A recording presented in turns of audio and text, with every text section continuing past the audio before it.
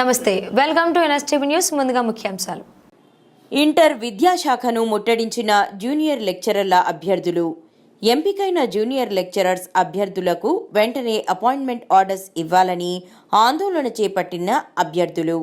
2008 తర్వాత 2022 వచ్చిన junior lecturer notification, 14 సంవత్సరాల తర్వాత వచ్చిన జేఎల్ నోటిఫికేషన్, 2023లో పరీక్షలు నిర్వహించారు.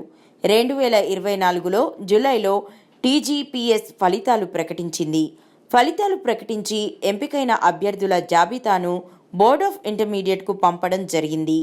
2025 జనవరి 6న ఎంపికైన అభ్యర్థులకు కౌన్సిలింగ్ నిర్వహించి పోస్టింగ్ ఆర్డర్స్ ఇస్తామని అభ్యర్థులకు సమాచారం ఇచ్చారు. కానీ 6న జరగవలసిన కౌన్సిలింగ్ను నిలిపివేస్తున్నట్లు ఇంటర్ బోర్డు ప్రకటించింది.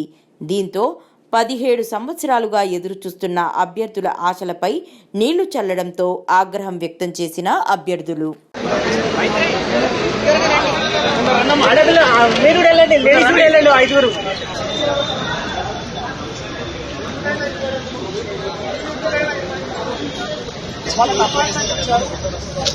ఏళ్ల నుంచి